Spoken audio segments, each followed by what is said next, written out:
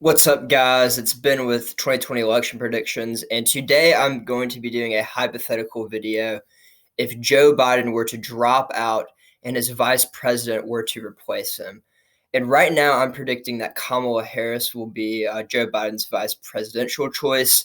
And this is a hypothetical, but I really think this is a plausible scenario. So let's dive into what the electoral map would look like between Donald Trump versus Kamala Harris. And if you remember, Kamala Harris was a Democratic nominee for president in 2020, so we actually do have some polling out of her. For the general election, let's see if we can expand this here. This is the average of the last three polls that happened, but these are pretty old polls in November and October of 2019.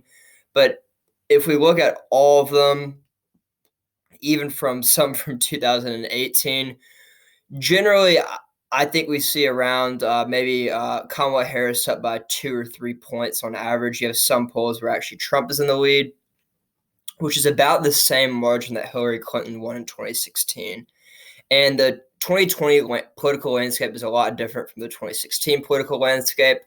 But I do think that if Kamala Harris were the nominee, that right now the election would be a lot closer, because right now Joe Biden is kind of up in all the polls and all the models have him winning. But I think if you put Kamala Harris's name instead of Joe Biden, then the election is neck and neck right now. So let's just dive into this map and I'll kind of explain to you. So I have Colorado, New Mexico, and Virginia as likely Democratic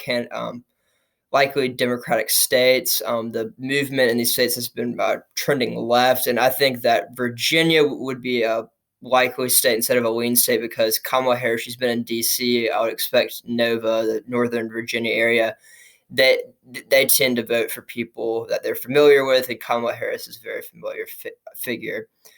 I have Ohio and Iowa as likely Republican states, which is a change for if Joe Biden were the nominee. I really think that Joe Biden would have a distinct appeal to some of these white working class voters and would be able to attract some of the voters who voted for Donald Trump in 2016. I do not think that Kamala Harris will have this same type of appeal. I think that Kamala Harris is a very similar figure to Hillary Clinton in these states. Now, I would expect Donald Trump to replicate most of his numbers, especially in Iowa and Ohio, because they have such high white working class populations, and especially Iowa does not have a very high black population who might be energized by a candidate like Kamala Harris. So Kamala Harris would not reap the benefits of that descriptive representation in Iowa. Anyway, diving into kind of the lean and tilt states, I think Nevada would be a tilt state. The reason why I didn't put this in the likely column, even though Nevada has been trending left, there has been some data that are showing that Donald Trump might have some inroads in the state of Nevada. And while I still think this is a likely state, if Joe Biden were the nominee, I think Kamala Harris is just a weaker candidate overall. But I think that Kamala Harris would probably win the state by between 2 and 3 points. Next up in the lean Democratic states, I think the state of New Hampshire would be a lean Democratic state. I know that Donald Trump came very close to winning this state in 2016. But I think a lot has shifted in New Hampshire. New Hampshire, out of kind of all the swing states of 2016, has one of the highest disapproval rates for Donald Trump. I think at one point it was negative 25. I don't think that Donald Trump's going to win by or lose by 25 points, but I think that his I think that he'll probably lose between 2 and 4 points, even if Kamala Harris were the nominee. And similar to New Hampshire, I think Maine would kind of be similar in the same category.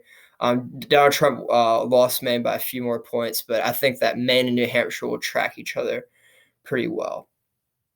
Next up, going to the lean Republican states, I do think Texas will lean towards the Republicans.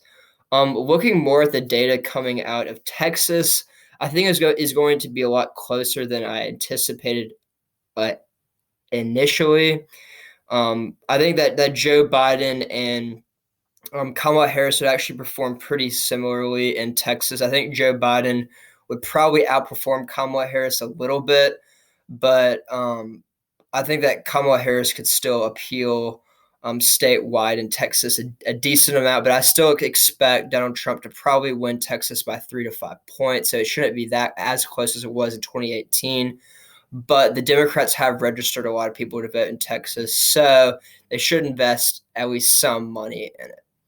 So as you can see, the electoral map right now is 188 to 223, and this is kind of how I see the electoral map if it's a Kamala Harris versus Donald Trump matchup, and all the rest of the states are going to be tilts. So the first tilt that I want to go to is a Democratic tilt is the state of Michigan. I think that if Joe Biden is the nominee, that this is a lean state, but I think if Kamala Harris is the nominee, she will be able to attract enough candidates from kind of the more urban areas in Michigan, for example, like Detroit and Flint. And out of the Rust Belt, Michigan has the highest African American population. So I think that Kamala Harris would be able to attract these type of voters and kind of a lot of the African American population that didn't turn out in 2016. I think with all kind of the George Floyd protests and the Black Lives Matter that there will be a huge effort by the Democratic Party to try to mobilize these types of voters. And I think that Kamala Harris at the top of the ticket would be able to mobilize some of these voters. Next up from the lean Democratic column, I think that Minnesota. Minnesota is going to be a kind of a hard state to poll just because of all the turmoil going on here. The Minneapolis Police Department might be disbanded. There was all those riots and protests, the murder of George Floyd. There's a lot of political attention in Minnesota, and we really don't know how that is going to play out in the 2020 presidential election. I think that Joe Biden, if he were the nominee, this would be more of a lean and maybe even a likely state. But I just don't think Kamala Harris performs as well in the state of Minnesota, and this could be a state potentially that Donald Trump could win. But I still have it as a tilt Democratic state. Until I get more data out that shows that Donald Trump might be making some inroads in the state. So next up, moving to the lean Republican states, I have Georgia as a lean Republicans or a tilt Republican state because I think it's going to be a lot closer than people anticipate. I think that there's a lot of energy, pent up energy in Georgia, especially from the 2018 midterms when Stacey Abrams narrowly lost. And I think with Kamala Harris at the top of the ticket that she could energize a lot of voters who might not be as enthusiastic as Joe Biden. I don't think Kamala Harris is as radical as someone like Bernie Sanders. So I think she could still kind of have that moderate appeal that a lot of the Democratic voters in Georgia have. But I think also with all the Senate special election, and there's just kind of a lot of chaos in Georgia, especially in Atlanta. But I still have it tilting towards the Republicans. But I do think that the Republicans should invest a lot in the state just to keep it. Next up is North Carolina. Similar to Georgia, North Carolina has a smaller African-American population, but it voted for Obama in 2008, and I do think they'll be energized to vote in 2020. In 2016, Donald Trump won the state by about 3.5 points, and I expect it to be a lot lower if Kamala Harris was the Democratic nominee. Right now, if Joe Biden is the Democratic nominee, I really have North Carolina as a pure toss-up, maybe even tilting towards the Democrats. But if Kamala Harris is the nominee, I actually think that Donald Trump would perform better in North Carolina with more of the moderate voters. So next up is going to the state of Wisconsin. I think that Wisconsin would be a tilt towards the Republicans. Wisconsin's pretty interesting because I think it is the most Republican out of the Rust Belt, and I think that Donald Trump's support in Wisconsin will kind of remain the same if his record is put against Kamala Harris's. I think Kamala Harris is very similar to Hillary Clinton in that she doesn't appeal to the Rust Belt white working class as well as Joe Biden does, and while I think that Kamala Harris will be able to narrowly win Michigan, Wisconsin and Michigan are two different states with different demographics, different political history. Wisconsin had a Republican governor in Scott Walker, and Michigan has had a Democrat governor for a while with Gretchen Whitmer. And if we just look at, I pulled up some polls. So in Michigan, when Trump versus Harris, this is obviously very old data. Harris was ahead by about 3 points. And these polls are probably a little bit more skewed towards the Democrats like they were in 2016. But if we look here in a state like Wisconsin, you see it is a lot tighter. And this is a trend that continues if you look at a lot of different candidates. And you see that Trump is still up in North Carolina in this poll. But I think since then, with all these protests, that it maybe has shifted very, very slightly towards Kamala Harris and the Democrats just because there's so much energy there.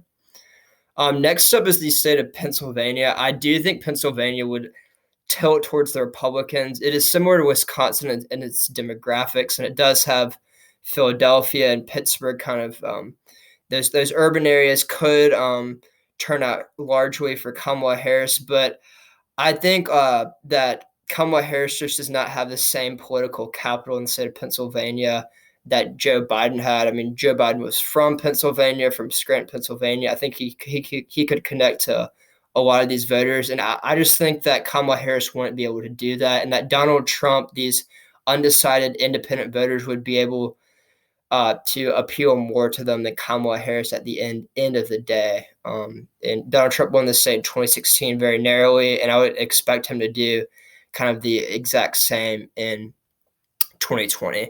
So here you have it. It's 249 to 249, as close as you can get. For the last states of Arizona and Florida, I think I would actually add another category and call it toss-up. Right now, I really don't know if I can call the state of Arizona and Florida. I will kind of give you my opinions right now of where I think that these states might lie. Oof, that color is very, very bright. I think Arizona right now probably tilts toward the Democrats. I think having Mark Kelly on the ticket, that Kamala Harris will be able to ride his coattails. I don't think Kamala Harris is would not be the perfect Democratic candidate for the state of Arizona, but I think that in the Senate race, that Mark Kelly, being a former astronaut, is a very, very attractive candidate, and that a lot of those Mark Kelly voters will vote for Kamala Harris just because they're voting straight down the ballot. And lastly, in the state of Florida, I mean, right now, today, if I had to call it, I would probably call it for Kamala Harris just because of all the polls coming out of Florida. In 2018, the polls were wrong by about like 3 to 4 points. They had Andrew Gillum and Bill Nelson ahead, and the Republicans ended up winning in a wave year. Right now, the polls have Joe Biden up between 7 and 8 points, which is a large, large margin. However, if Kamala Harris is the nominee, I think it's going to be a lot closer. And I really think I'm kind of changing my mind. I really think by election day that Donald Trump actually could have his margin come up. I think that if Joe Biden were on the ticket, that he would be able to win the state of Florida. But I think Kamala Harris is a weaker candidate. I think the older voters who are more turned off by Donald Trump right now and would rather vote for Joe Biden, if they see Kamala Harris on the ticket, there's going to be ads blanketed in the state of Florida because it is the swing state with the most electoral votes at 29. They're going to blanket calling Kamala Harris a socialist. And in the Democratic debate, she was a little wishy-washy in her support for Medicare for all or a proposal like the Green New Deal. So at the end of the day, if I had to split hairs and choose, I think by election day, Donald Trump could make up the ground and maybe very, very narrowly win the state of Florida like the Republicans did in 2018. But if I had to call it today, I would probably say Kamala Harris, but it would be a very interesting matchup. So please subscribe here if you like this video, if you want to see more videos like this. Tomorrow I'm going to do a video if Donald Trump were to drop out and it was Mike Pence versus Joe Biden. So please tune in for that, and I'll see you tomorrow. Thanks for watching.